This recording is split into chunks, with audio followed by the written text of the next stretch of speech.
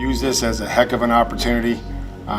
There is no chip on your shoulder, dude. You are thankful for this opportunity, and we're excited to have you. And all you have to do is come in here and be a great teammate, learn, and have some fun along the way, and everything's going to be fine. The Tennessee Titans have spent a lot of resources in the past 2 off seasons to find their quarterback of the future, and it appears their latest move is not off to the greatest start. The Titans are honestly one of the most fascinating teams to me in the NFL this season. They're truly in no man's land as a franchise. Just a few years ago, they were making AFC Championship games with Ryan Tannehill under center, led by Derrick Henry, who was the bona fide best running back in the league at the time with a tenacious defense. Now you fast forward to this past year, and they were one of the most disappointing teams in the league, ending on a 7-game losing streak and finishing the year 7-10. I would like to add though, and be fair to the Titans, that they did deal with a lot of injuries, including Ryan Tannehill. He missed multiple games last season, but where I think things really began to spiral out of control for them was that divisional playoff game against the Cincinnati Bengals back during the 2021 season. The Titans had gotten the number 1 seed for the AFC playoffs. They were seen as a team that could compete for a Super Bowl. Maybe this was their year to finally eclipse the mountaintop, and things just did not really work out for them, and it was largely due to the play and performance of Ryan Tannehill. I thought the defense for the Titans played well enough, holding down an offense of Joe Burrow, Jamar Chase, and T. Higgins. Derrick Henry was back for the playoffs. That was his first game off of his foot injury, and he in the running game was also pretty effective. It was Ryan Tannehill who did not play good enough. He threw 3 interceptions in the game, including a crucial one in the 4th quarter, which ultimately gave the Bengals a chip shot field goal to win the game. And I think after that performance was really when the Titans organization really started to realize that, hey, I don't think Ryan Tannehill is the one to bring this team to the promised land. And after that game was really the first time I truly remember rumors beginning about the Titans thinking about moving on from Tannehill and being in the quarterback market. But despite the realization from the Titans, they didn't get desperate and try to find a trade partner immediately for Tannehill and try to acquire one of the star quarterbacks on the market last year in Aaron Rodgers or Russell Wilson. They stayed patient and headed into the NFL draft with a quarterback on their mind. Unfortunately though, for the Titans, the 2022 NFL draft was one of the weakest quarterback classes in recent memory. The first quarterback wasn't selected until the 18th pick when Kenny Pickett went off the board to the Steelers. The Titans, however, would end up selecting the 3rd quarterback off the board in the 3rd round in Malik Willis out of Liberty. And at the time, many people thought that he would be their developmental quarterback of the future. And personally, around that draft time, I had a pretty decent opinion of Malik Willis. I thought he had the highest upside out of any quarterback in the 2022 draft class, and learning under Tannehill for a season or 2 would help him really reach his potential. But man, due to the injuries of Ryan Tannehill, Willis was forced into action, and it was ugly. He started 3 games and threw for 276 total yards, 0 touchdowns with 3 interceptions, only completing 50% of his passes. And the one thing I vividly remember from him last season was the Chiefs game on Sunday Night Football. The Titans basically would not let him throw the ball. They're basically handing it off to Derrick Henry or their other running backs every single play. They didn't trust him at all. He went 5 of 16 in the game and ended up losing in overtime. So it was just clear from his action in a couple of games that he was just not ready to play at all. And honestly, it was so bad, I think a lot of people, including the Titans, wonder if he will ever be ready. So after yet another disappointing season from Ryan Tannehill and a handful of dreadful performances from their young rookie quarterback, the Titans went into another offseason with major quarterback questions. This time around though, it seemed like the Titans had a lot more urgency to find their new starting quarterback. The Titans reportedly tried to trade Tannehill to pretty much any team that would take his large contract, but they got no takers on that, which ultimately made it hard to sign a veteran quarterback like Derek Carr or even put together an offer for Aaron Rodgers. So yet again, the Titans headed into their 2nd straight NFL draft with a quarterback atop their list of needs. There were a ton of rumors on draft night that if CJ Stroud fell past the Texans, that the Titans were going to make an aggressive move to trade up and go get him. But as we know, the Texans did end up selecting him, so the Titans sat back and waited to see how the board fell. They used their 1st round pick on Peter Skoronski, who I viewed as the best all-around offensive lineman in the draft, and things actually worked out pretty well for them, as on the start of day 2, they traded up 8 spots with the Arizona Cardinals to select Will Levis out of Kentucky. This honestly was one of the biggest storylines of the entire 2023 NFL draft. Levis was practically seen as a lock to go in the 1st round. He definitely has that type of talent to be a 1st round pick. I mean, there was a ton of talk about maybe him going in the top 5, but surely he was going to go in the top 10. So honestly, I thought the Titans got tremendous value getting a quarterback with his talent where they did. Now, big question that a lot of people have asked is, why did Will Levis completely fall out of the first round if he was so talented? Well, for starters, there were some character concerns with things that he's posted on social media and how he presents himself, which sometimes isn't as professional. There was also a report that his toe injury he suffered last season in college was problematic for some teams. We also heard that in meetings with teams, his personality rubbed some people the wrong way. But honestly, I don't think any of those things really impacted his draft position as much as people tend to believe. I mean, if we go back to the 2018 NFL draft when Baker Mayfield was drafted, he had all sorts of these same problems as Will Levis, and he went number 1 overall. So I'm at the mindset that if Will Levis had these same character concerns, if he still had this same personality, but he had Trevor Lawrence's college career and Trevor Lawrence's talent, he would have been a top pick in the draft. So I just think that teams didn't really view his tape and what he did in college as highly as a lot of people in the media did. But regardless, the Titans got him with the 3rd pick in the 2nd round, and he's been practicing with the team this summer in OTAs and minicamp. The first real news or clips we got of Levis in a Titans uniform came during OTAs when he was struggling to put the ball in the net and he threw 3 interceptions in practice. It went pretty viral all over Twitter. A lot of media outlets were running with the story like it's not uncommon for a rookie to struggle in practice. But since then, there's been a lot of encouraging news about Will Levis. He's reportedly shown a lot of improvements. Titans quarterback coach Charles London said he was pleased with what Will Levis has shown, and now he's going to spend the rest of summer battling with Malik Willis for the quarterback 2 spot. But I'm going to be very interested to see how training camp goes for Levis and how the Titans approach their quarterback room this season. If they start slow, I can easily see them giving the reins to Levis so he can get some important snaps and experience and see if he has what it takes to be their franchise quarterback before a loaded quarterback draft class in 2024. But if Ryan Tannehill stays healthy and the Titans are competitive all season, will we even see Levis next year? It's going to be really interesting, but I predict that we will see Levis for an extended period of time in 2023, and then it becomes, does he perform good enough to become the quarterback of the future? One thing though that I would be a bit concerned with if Levis does get playing time is the weaponry on the outside. It's clear that the Titans have one of the worst wide receiving cores in the entire league. To this day, I still can't believe that they traded away AJ Brown. He had 2 seasons over 1,000 yards for them. He emerged as one of the best wide receivers in the league, and for whatever reason, they didn't want to pay him. So to replace him, they selected Traylon Burks out of Arkansas in last year's draft, who was seen as a similar prospect to AJ Brown, but dealt with injuries in his rookie season and only had 400 yards and 1 touchdown. So if Burks does not take a massive step in year number 2, the rest of their wide receiver core looks very bleak, with Nick Westbrook, Akina, and Kyle Phillips being the other starters. I would like to add that I did like what I saw from Chigozie Okonkwo as a rookie. I think he has a chance to be a very solid receiving tight end, but it is still obvious that the Titans need desperate help on the outside,